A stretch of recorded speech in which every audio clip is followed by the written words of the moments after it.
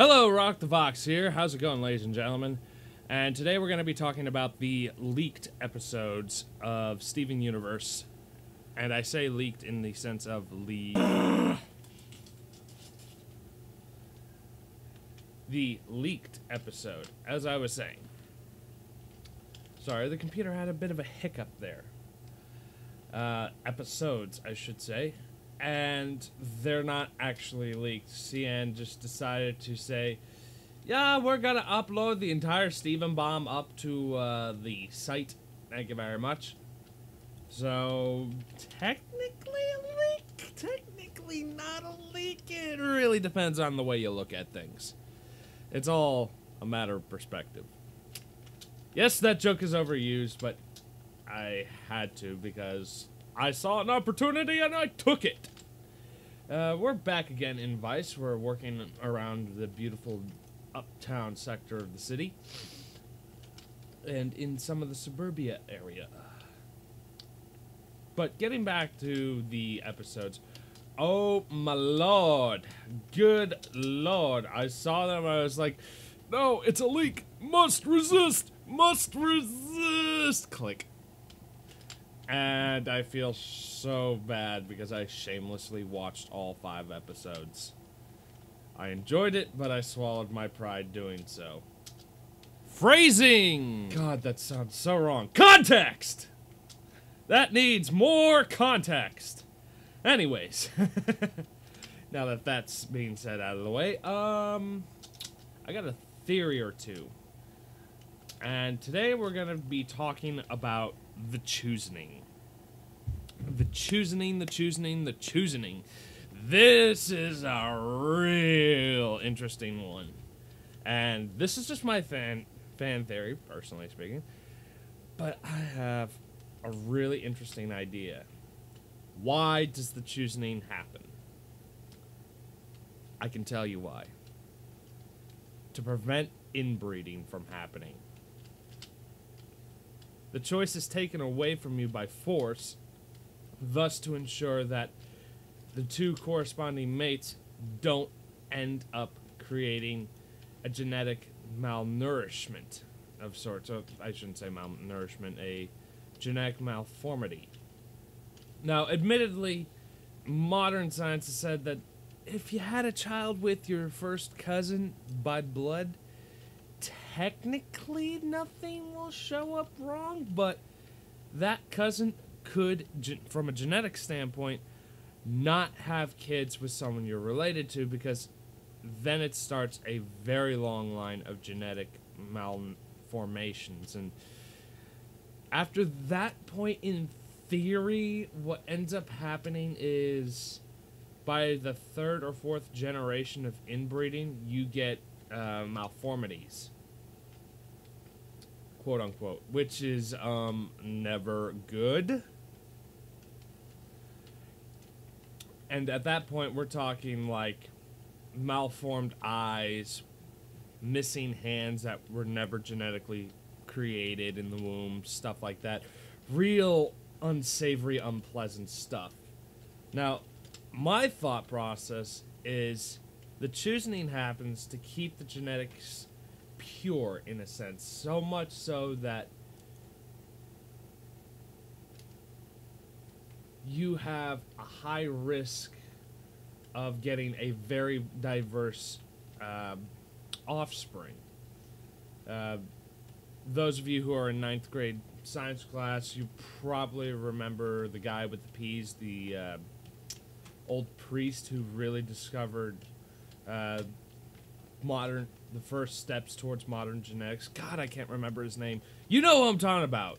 And I'll probably Google him and put his name right about here at a later date when I go to edit the video. And Gregor Mendel, that's who it was. Gregor Mendel came to me like a freight train hitting me sideways. You probably remember the tables from middle school and high school. What I'm getting at here is the choosening probably, from a genetic standpoint, selects the 2 most different individuals with the most compatible DNA. so that you have a very viable offspring. That is my thought process on it, and from a genetic standpoint, it makes perfect sense. I mean, think about this for a moment. Those humans are the direct descendants of people taken from Earth over 5,000 years ago. Had the choosing process, which, incidentally, I absolutely hate the grammar on that. That drives me up the fucking wall saying that. God, that is the stupidest phrase I have yet had to say. To say.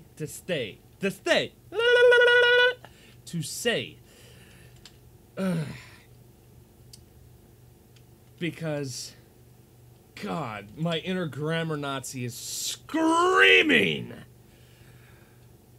But I digress.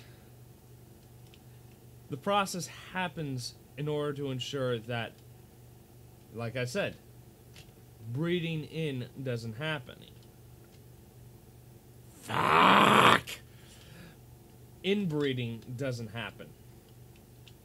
Thus ensuring genetic purity enough for the species to consider carrying on.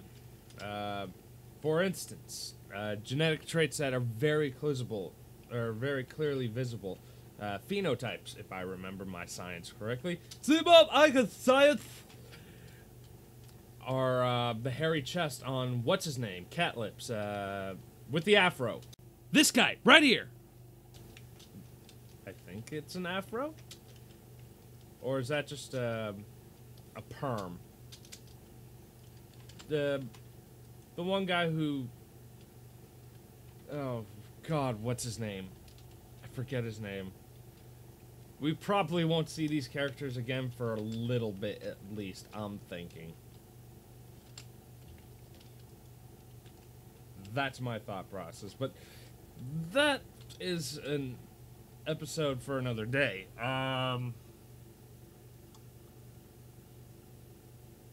The one who did most of the talking for the people, I'm going to assume the village elder, quote unquote. And I use that quotation very loosely. The semi-dark-skinned guy, I forget his name. This is the thing with me. I can remember faces so fucking clearly. But names, if I don't know them that well, gone. Like dust in the wind.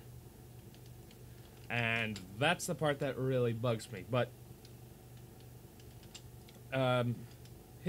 he, for example, exhibited a very clear phenotype. Hairy chest. Whereas, I don't even think that you've seen a hairy-chested male in most of the other series. Or, English, I can do it. Ja, comrade, I can do the English. Where you don't see other males with hairy chests, or at least not that hairy enough to warrant the detail.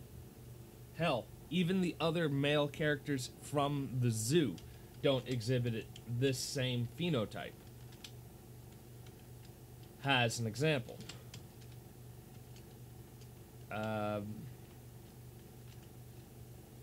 And I'm sure the fact that Greg is getting introduced into the mix made him even more likely to be selected for the choosing. God, I hate saying that. Worst fucking grammar ever. Ugh. Because what he is a brand new set of genes for the gene pool. Same with Steven even. Like, that's the thing. It's all about gene pools here.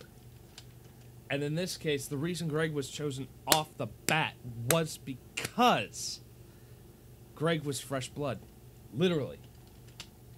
He would breathe a whole new bunch of life from a genetic standpoint into that gene pool, which after some 6,000 years is quite literally probably one of the most consolidated and condensed gene pools possible. So chances are the gene pool was getting thin and skinny without fresh blood every now and then, because otherwise you would start seeing malformities and deformations showing up in the blood, and chances are those individuals were either taken away never to be seen again, or were just left on their own, in which case, yeah, that's an unsavory thought. Let's put it that way.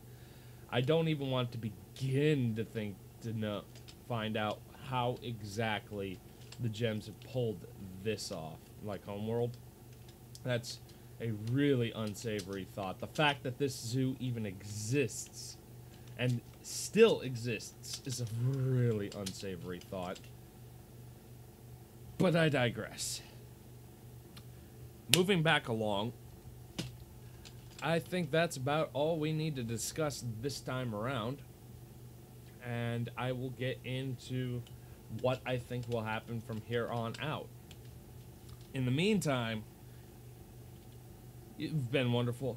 I've been Rockthevox. This is Vice City in all its incomplete glory, and I shall see you in the next video.